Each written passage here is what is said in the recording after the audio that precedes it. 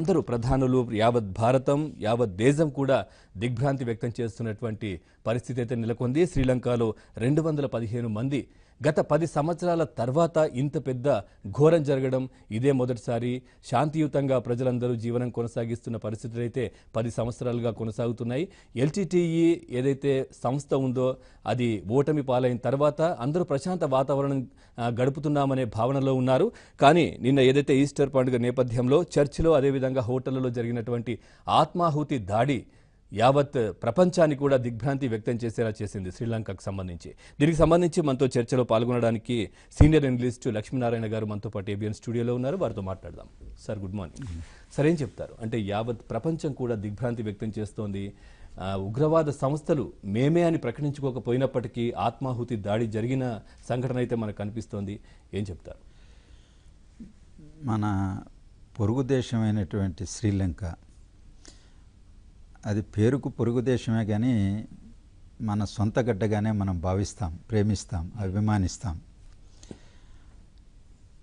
ఆ దేశంలో ఇంత పెద్ద ఎత్తున ఆటవిక చర్య జరిగి 200 మంది పైచిలకు అమాయక ప్రజానీకం ప్రాణాలు బలిగొనడం అత్యంత హేయమైనటువంటి చర్య.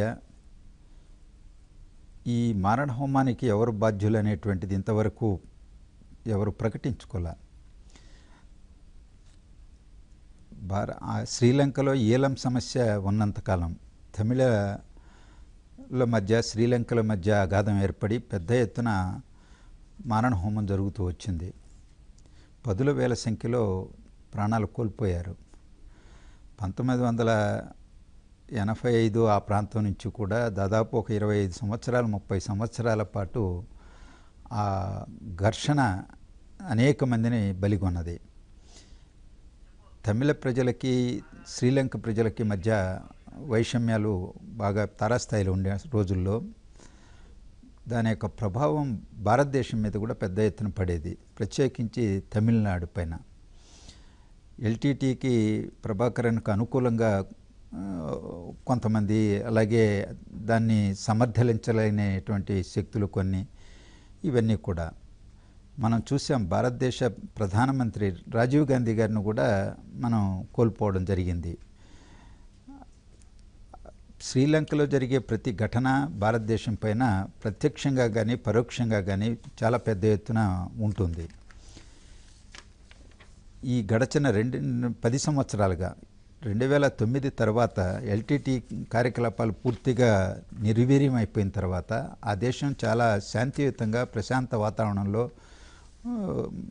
ప్రజలు జీవనం కొనసాగిస్తున్నారు.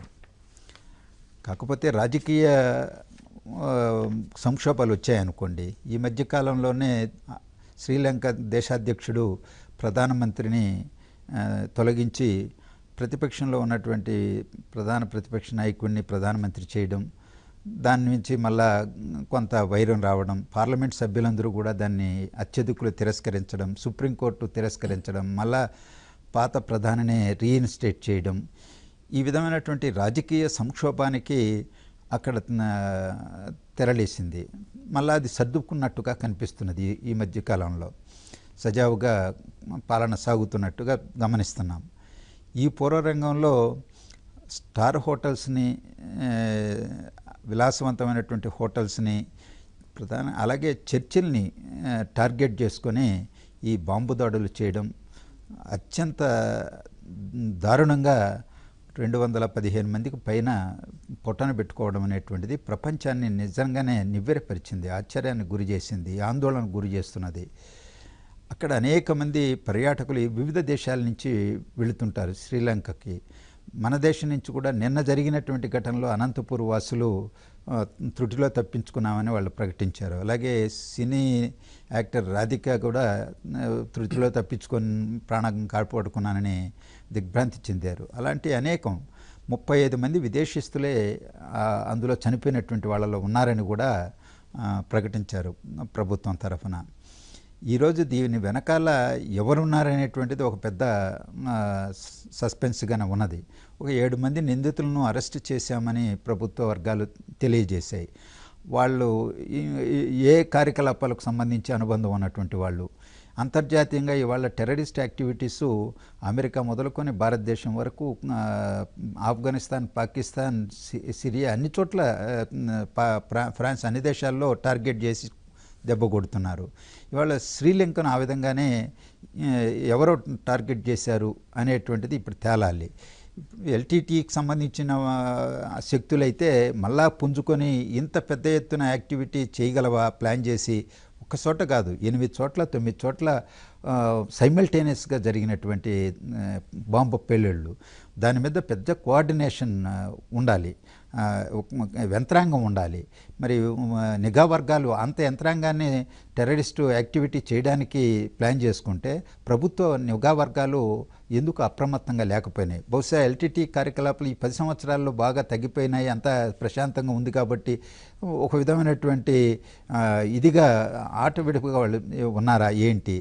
ఏదేమైనా అంతర్జాతీయ నిఘా వర్గాలు కానీ శ్రీలంక నిఘా వర్గాలు కానీ కొంత ఏదో సమాచారం వచ్చిందని చెబుతున్నారు. మరి దాన్ని ఎందుకు ప్రాసెస్ చేసుకోలేకపోయారు, జాగ్రత్తలు తీసుకెళ్ళకపోయారు అనేటువంటిది కూడా మనం చూడాలి.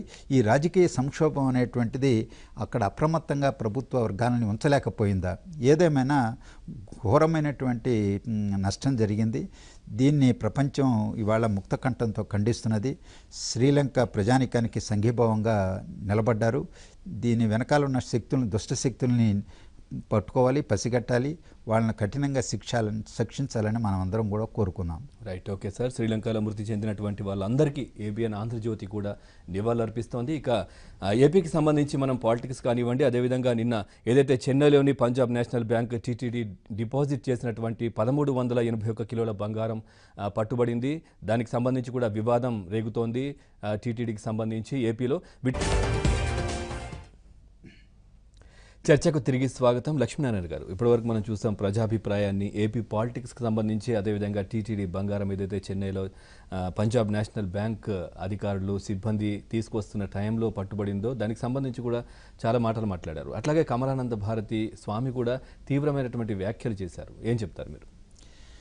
మొదటిది, టీటీడీ యాజమాన్యం, బ్యాంకులు కొంత జాగ్రత్తగా ఇటువంటి కార్యకలాపాలు నిర్వహించాల్సినటువంటి అవసరం ఉంది.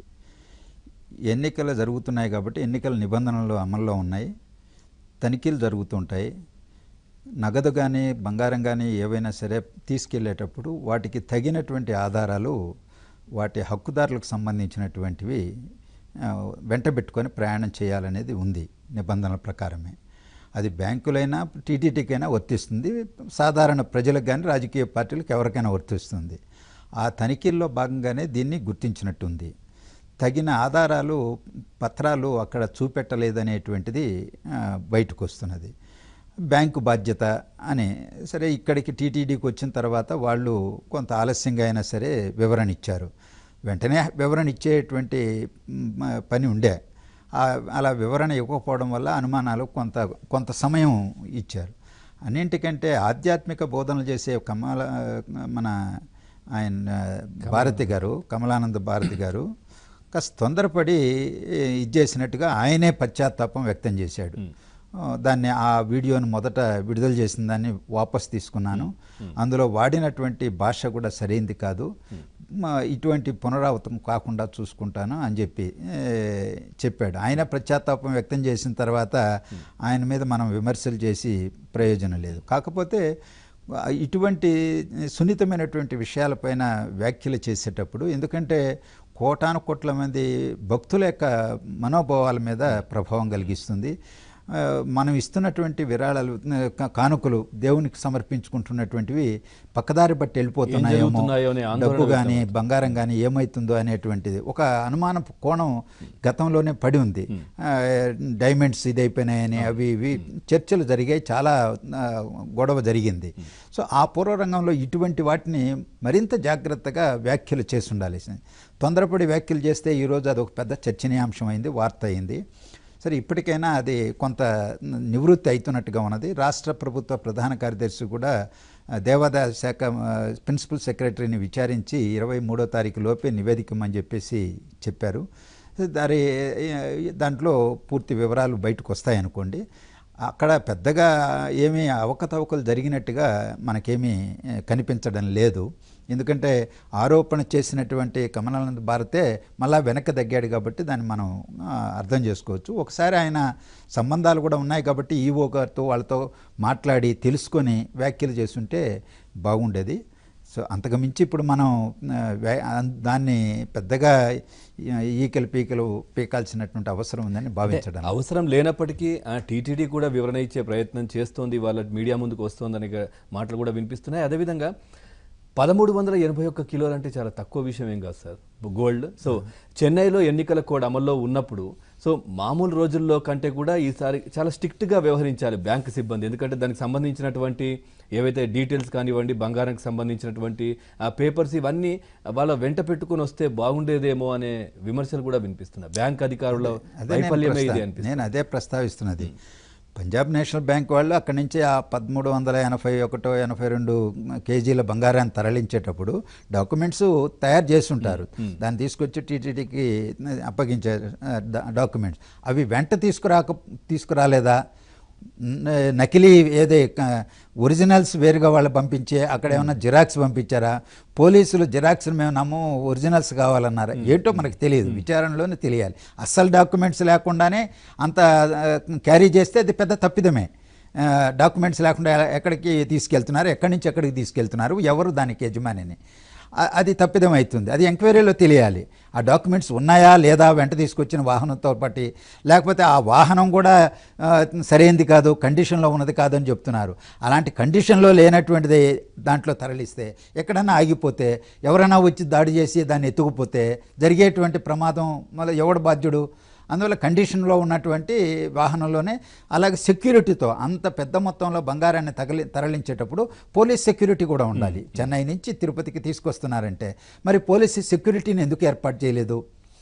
ఆ పోలీస్ సెక్యూరిటీ ఉంటే మిగిలిన తనిఖీ చేసేవాళ్ళు వెంటనే ఇది ఓహో బ్యాంకు నుంచి టీటీడీకి వెళుతున్నది అనేది డాక్యుమెంట్స్ కానీ వదిలిపెట్టచ్చు. ఏం జరిగిందనేది మరింత ఆ విచారణ తర్వాత నివేదికే రావాలి. అలాగే టీటీడీ వాళ్ళు ఈరోజు ఏం చెప్తారో చూడాలి. కానీ ఇంత టైం తీసుకోవాల్సిన అవసరం లేదు. టీటీడీ వాళ్ళు అది వైరల్ కాగానే వాళ్ళ దృష్టికి రాగానే వెంటనే వివరణ ఇస్తే ఇది వార్తగానే అయ్యేది కాదు, అది ముగిసేది. ఆయన కమలానంద భారతి 15 నిమిషాల్లోనే ముందు ఇచ్చినటువంటి వీడియోను ఉపసంహరించేశాను, రెండో దాన్ని విడుదల చేస్తున్నానని చెప్పాడు కదా. సో అందుకని అలాంటి నాలుగు గట్టుకునే పరిస్థితి ఆయనకే వచ్చింది. టీటీడీ వాళ్ళు కన్నా వివరణ ఇచ్చుంటే ఇది వార్త అయ్యేది కాదని నా అభిప్రాయం. కొంత జాప్యం చేయడంతో ఈ గందరగోళంకి అవకాశం ఏర్పడిందేమో. అట్లాగే సార్, తిరుపతి వాసుల ప్రజాభిప్రాయంలో ఈ బంగారంతో పాటు కూడా ఏపీ పాలిటిక్స్ గురించి కూడా వాళ్ళు మాట్లాడడం జరిగింది. ఎన్నికలు జరిగిపోయి 10 రోజులు దాటిపోయింది, ఎలక్షన్స్ కూడా అయిపోయాయి. సో ఇంకా ఏపీలో రాజకీయ వాతావరణమే ఎందుకు కొనసాగుతుందంటారు? విమర్శలు, ప్రతి విమర్శలు, ఆరోపణలు, ప్రత్యారోపణలు, ఇంకా దుమ్మెత్తి పోసుకోవడం ఇంకా ఎందుకు సద్దుమనగలేదంటారు? రాజకీయ పార్టీలు, నాయకులు విఘ్నత ప్రదర్శించాలి. ప్రజా ప్రయోజనాలే ధ్యేయంగా రాజకీయ పార్టీలు పనిచేయాలి. కేవలం సంకుచిత మనస్తత్వంతో ఆలోచనలు చేస్తే, నిరంతరం స్వప్రయోజనాల కోణంలోనే అంశాలను పరిశీలిస్తే, వ్యాఖ్యలు చేస్తుంటే ప్రజలకు మేలు జరగదు, సమాజానికి మేలు జరగదు. ఇవాళ ఎన్నికల నిబంధనలు ఎందుకు అమల్లోకి పెడతారు? ఎన్నికల కమిషన్ స్వేచ్ఛగా ప్రజాస్వామ్యయుతంగా ఎన్నికలు జరపడానికి, రాజకీయ పార్టీలకన్నిటికీ సమాన అవకాశాలు ఇవ్వడానికి, పాలక ప్రతిపక్ష పార్టీలన్నీ కూడా ప్రజల మధ్యలోకి వెళ్ళి ప్రజల ఆదరాభిమానాలు చూరగొని ఓట్లు పొందడానికి. ఇక్కడ అధికార పార్టీ ఎక్కువగా అధికార యంత్రాంగాన్ని వాడుకుంటుందేమో, లేకపోతే పథకాలు ప్రవేశపెడుతుందేమో, అప్రజాస్వామ్యంగా వ్యవహరించి ఓటర్లను ప్రభావితం చేస్తుంది అనేటువంటి భావనకు అడ్డుకట్ట వేయడం కోసమే, తెరదించడం కోసమే ఎన్నికల నిబంధనలను అమలు చేస్తారు. ఆ ఎన్నికల నిబంధనలు ఎంతవరకు? పోలింగ్ అయిపోయేంతవరకు. పోలింగ్ అయిపోయి వెంటనే 2 రోజుల్లో 3 రోజుల్లో కౌంటింగ్ జరిగిపోతుంది, ఫలితాలు వస్తాయి, కొత్త గవర్నమెంట్ వస్తుంది. కానీ ఇక్కడికి వచ్చేటప్పటికి ఈ దఫా లోక్సభతో పాటు శాసనసభకు ఎన్నికలు జరిగినాయి. ఈ లోక్సభ ఎన్నికలు దేశవ్యాప్తంగా అతిపెద్ద దేశం మనది, ఒక 7 దశల్లో చేస్తున్నారు. ఒక 1.5 రోజుల పాటు ఉన్నది. మే 23వ తారీఖు కౌంటింగ్ ఉంది. ఆంధ్రప్రదేశ్లో ఏప్రిల్ 11వ తారీఖునే శాసనసభకు లోక్సభకు ఎన్నికలు జరిపినాయి. ప్రజలు వాళ్ళు తీర్పు ఇచ్చారు. ఈవీఎంల్లో ప్రజా తీర్పు నిక్షిప్తమై ఉంది.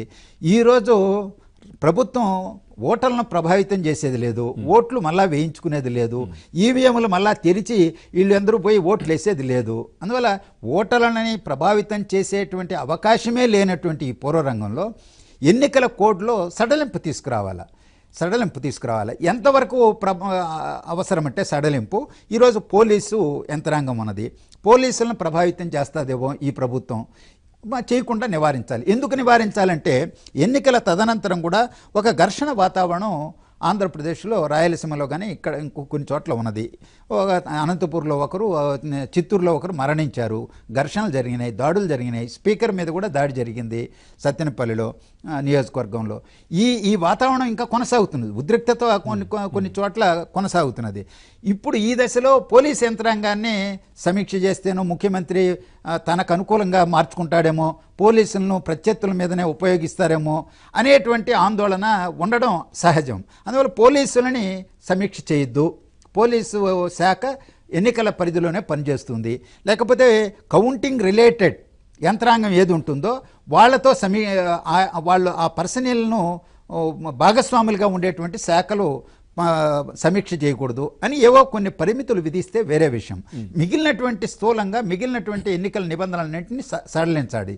ఇవాళ తాగునీటి సమస్య వస్తూ ఉంది, కరువు పరిస్థితులు నెలకొంటున్నాయి. ఆ తాగునీటి సమస్యను ఏ విధంగా అడ్రస్ చేయాలి, పరిష్కరించాలి. లేకపోతే పోలవరం నిర్మాణంలో ఉన్నది, అది ఆగిపోతే ఈ సమ్మర్లోనే పనులు జరిగేది, మళ్ళా జూను దాటిందంటే వర్షాలు వస్తాయి, వరద వస్తుంది, పనులు ఆగిపోతాయి. ఇవాళ ఏప్రిల్ మేలోనే పనులు జరుగుతాయి. ఆ కార్యకలాపాలు ఎలా ఉన్నాయి సమీక్ష చేయాలి, ఇతర ప్రాజెక్టులు సమీక్ష చేయాలి. ఇలాంటివి నిరంతరం చేసుకోవాల్సినటువంటి ఒక ప్రక్రియ. దానికి అభ్యంతరం ఏమున్నది, దాన్ని చేయొచ్చు. ఇవాళ తెలంగాణ రాష్ట్రంలో స్థానిక సంస్థల ఎన్నికలకు సంబంధించి సమీక్ష చేశారు. కోర్టుకు కూడా కొంతమందికి పోతే కోర్టు కూడా మేము నిలిపేసే ప్రసక్తి లేదన్నారు. ఈరోజు నోటిఫికేషన్ కూడా ఇవ్వబోతున్నారని చెబుతున్నారు. అంటే అదొక విధానపరమైన నిర్ణయం. అందులో స్థానిక సంస్థల ఎన్నికల దాని మీద విమర్శలు కూడా ఉన్నాయి, సద్విమర్శలు ఉన్నాయి, ఆలోచించగలిగిన విమర్శలు అవి. ఎందుకంటే ఈరోజు పార్లమెంట్ ఎన్నికల్లో ప్రతికూల ఫలితాలు వస్తాయేమో పాలక పార్టీకి, అందుకనే ముందస్తుగా లోకల్ బాడీ ఎన్నికలను పూర్తి చేసుకుందామనే ప్రయత్నం చేస్తున్నట్టు ఉంది అని కొన్ని విమర్శలు కూడా వచ్చినాయి. అయినా ఇక్కడ ఎవడో అభ్యంతరం పెట్టాల, ఎన్నికల కోడ్ ఉన్నది, ముఖ్యమంత్రి ఏ విధంగా సమీక్షిస్తాడు, ఏ విధంగా ఎన్నికలను వెళతారు అని అడిగేవాళ్ళు లేరు. అలాగే కేంద్రంలో కూడా కొన్ని మంత్రిత్వ శాఖలు సమీక్షలు చేస్తున్నాయి, పోతున్నారు అధికారులు అంటున్నారు. మరి దేశవ్యాప్తంగా కేంద్ర ప్రభుత్వానికి లేదా పొరుగు రాష్ట్రమైన తెలంగాణకు వర్తించని ఎన్నికల నిబంధనలు ఈరోజు ఆంధ్రప్రదేశ్కే ఎందుకు అమలు చేయాలి? నేననేది ఏంటంటే ఎన్నికలు అయిపోయిన తర్వాత, పోలింగ్ అయిపోయిన తర్వాత కౌంటింగ్ రిలేటెడ్ శాఖలు ఏవైతే ఉన్నాయో లేకపోతే సిబ్బంది ఎవరు ఉంటారో వాళ్ళను ప్రభావితం చేస్తారేమో అనే అనుమానం ఉంటుంది. కాబట్టి వాళ్ళను పక్కన పెట్టి మిగిలినటువంటి సాధారణ వ్యవహారాలన్నీ కూడా, ప్రభుత్వ వ్యవహారాలని, పాలనా వ్యవహారాలు సమీక్ష చేయడానికి ఎన్నికల నిబంధన అమలులో సడలింపు ఇవ్వాల్సినటువంటి అవసరం ఉంది ఎన్నికల కమిషన్ తక్షణం. లేకపోతే ఈ నెల రోజుల పాటు స్తంభించిపోవాలా? ఈ ప్రభుత్వం ప్రజల చేత ఎన్నుకోబడిన ప్రభుత్వం, అక్కడ శాసనసభ రద్దు కాలేదు. ఇదేమి అపద్ధర్మ ముఖ్యమంత్రి అని ఏదో చెబుతున్నారు. అపద్ధర్మ ముఖ్యమంత్రి అనే పదమే రాజ్యాంగంలో లేదు పైపెచ్చు. రెండవది శాసనసభ ఎగ్జిస్టెన్స్లో ఉన్నది. ఈ ప్రభుత్వం చట్టబద్ధమైనటువంటిది, గవర్నర్ పరిపాలన లేదు అక్కడ. కొన్ని ఎన్నికలు వస్తున్నాయి, ఎన్నికలు జరిగాబట్టి ఎన్నికల నిబంధనలు అమల్లో ఉన్నాయి, వాటిని సడలించుకోవాల్సినటువంటి అవసరం ఉంది. ఒకటి, ప్రభుత్వ కార్యకలాపాలు సజావుగా జరగాలి. రెండవది ఏంటంటే ఇప్పుడు విమర్శ, ఎన్నికలు జరిగిన తీరుతెన్నులపైన టీడీపీ అభ్యర్థులతో, టీడీపీ నాయకులతో సమీక్ష ముఖ్యమంత్రి జరపబోతున్నాడు. అది అధికార నివాసమైనటువంటి సీఎంఓ కార్యాలయంలో, అది కూడదని దాన్ని అవాయిడ్ చేయొచ్చు. ఆ విమర్శను స్వీకరించవచ్చు. ఎందుకంటే పార్టీకి సంబంధించినటువంటి యాక్టివిటీ అది బయట పెట్టుకోవచ్చు. ముఖ్యమంత్రి కూడా ఆలోచించాలి. దాన్ని సీఎం తన సొంత నివాసంలో అక్కడ నిర్వహించాల్సిన అవసరం లే, సెక్రటేరియట్లో నిర్వహించాల్సిన అవసరం లే, బయట ఏ హాల్ అయినా తీసుకొని అక్కడ పెట్టుకోవచ్చు. సో అటువంటి విమర్శలు ఏదైనా ఉంటే చేసినా తప్పులేదు. కానీ అసలు ఏ అధికారులతో ఏ సమీక్ష చేయడానికి వీల్లేదు, ఆయన అపద్ధర్మ ముఖ్యమంత్రి, ఎన్నికల నిబంధనలు ఉన్నాయి ఆయన ఏ నిర్ణయం తీసుకోవడానికి అవకాశం లేదు అని చేసే విమర్శ అసంబద్ధం, అవగాహనారాహిత్యంతో చేస్తున్నటువంటి విమర్శలు. ఈరోజు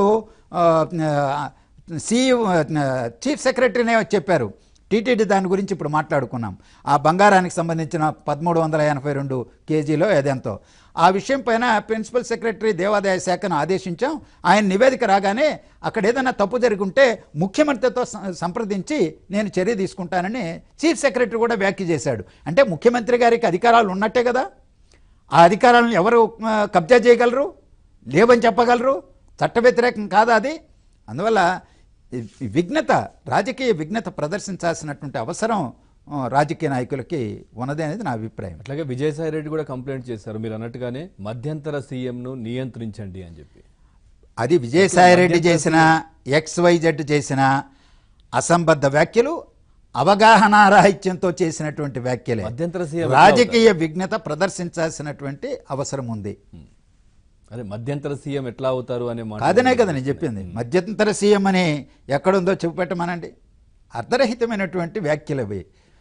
గవర్నర్ ఈరోజు రాష్ట్ర శాసనసభ ఎగ్జిస్టెన్స్లో ఉన్నది, ఎమ్మెల్యేలు ఉన్నారు, మంత్రులు ఉన్నారు, ముఖ్యమంత్రి ఉన్నాడు, ఎన్నికల నిబంధనావళి అమల్లో ఉంది. అంతేగాని ప్రభుత్వం నాన్ ఎగ్జిస్టెన్స్ కాదు, అది దాన్ని రద్దు చేయలే. రాష్ట్రపతి పరిపాలన లేదు అక్కడ, గవర్నర్ కాదు పరిపాలన చేస్తున్నది. ఆ ప్రభుత్వం ప్రజల చేత ఎన్నుకోబడిన ప్రభుత్వమే అధికారంలో ఉన్నది. కాకపోతే ఎన్నికలు జరుగుతున్న సందర్భంలో ఎన్నికల కోడ్ అమల్లోకి వచ్చింది. ఆ ఎన్నికల కోడ్లో కొన్ని పరిమితులు ఉంటాయి. ఈరోజు ఓటింగ్ జరిగిపోయింది. ఈరోజు ఓటర్లను ప్రభావితం చేసేటువంటి అవకాశం కానీ, చేసిన వాళ్ళు వచ్చి మళ్ళీ ఓట్లు వేసేది కానీ లేదు. కాబట్టి ఆ ఎన్నికల నిబంధనల అమలులో సరళింపు తీసుకురావాల్సిన బాధ్యత ఎన్నికల కమిషన్కు ఉన్నది. కౌంటింగ్కి సంబంధించినటువంటి బాధ్యతలు నిర్వహించబోయే యంత్రాంగం ఏదున్నారో, సిబ్బంది ఎవరుంటారో వాళ్ళని, అలాగే పోలీసులు శాంతి భద్రతలు ఎన్నికల తర్వాత కూడా కొంత ఉద్రిక్తతలు ఉన్నాయి, సమస్యలు వస్తాయి. కాబట్టి ఆ హోంశాఖ కార్యకలాపాలను సమీక్షించేదానికి అవసరమైతే కొన్ని పరిధులు విధించవచ్చు. ఎందుకంటే అధికారంలో ఉండేటువంటి పార్టీ ప్రత్యర్థులపైన కక్ష తీర్చుకుంటుందేమో అనే అనుమానాలు, ఆరోపణలు వస్తాయి. కాబట్టి దాన్ని అవాయిడ్ చేయడం కోసం పోలీస్ శాఖ సమీక్ష కావాల్సి ఉంటే పక్కన పెట్టవచ్చు. అలాంటి పరిధులతో కూడినటువంటి నిబంధనలు అమలు చేయాలి. కానీ మొత్తంగా ఎన్నికల నిబంధనలన్నింటినీ అమల్లో ఉన్నాయి. మే 23 వరకు, 27 వరకు, కొత్త ప్రభుత్వం వచ్చే వరకు ఈ ప్రభుత్వానికి ఏమి హక్కులు లేవు, ఇది అపధర్మ ముఖ్యమంత్రి, మధ్యంతర ముఖ్యమంత్రి, దిగిపోయే ముఖ్యమంత్రి, ఈ అసంబద్ధమైనటువంటి అర్ధరహితమైనటువంటి వ్యాఖ్యలు అది విజయసాయిరెడ్డి చేసినా, XYZ ఎవరు చేసినా కానీ అది సమర్థనీయం కాదు. అట్లాగే ప్రధానమంత్రికి ఒక రూలు, తర్వాత మిగతా నాయకులకు, మిగతా ముఖ్యమంత్రులకు ఒక రూలా అనే మాటలు కూడా వినిపిస్తున్నాయి. టీడీపీ నేతలు మాట్లాడడం జరిగింది.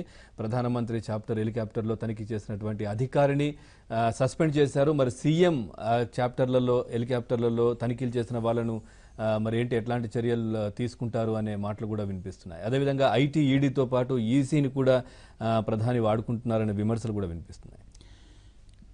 ఒక మిత్రుడు ప్రస్తావన చేశారు, ఇందిరాగాంధీ గారిని వాహనాన్ని చెక్ చేస్తే ఆ పోలీస్ అధికారి ఇప్పుడు కూడా కిరణ్ బేరీ గారు పాండిచ్చేరి లెఫ్టినెంట్ గవర్నర్గా కూడా ఉన్నారు. అంతకుముందు బీజేపీ ముఖ్యమంత్రి క్యాండిడేట్గా కూడా అనౌన్స్ చేశారు ఢిల్లీలో.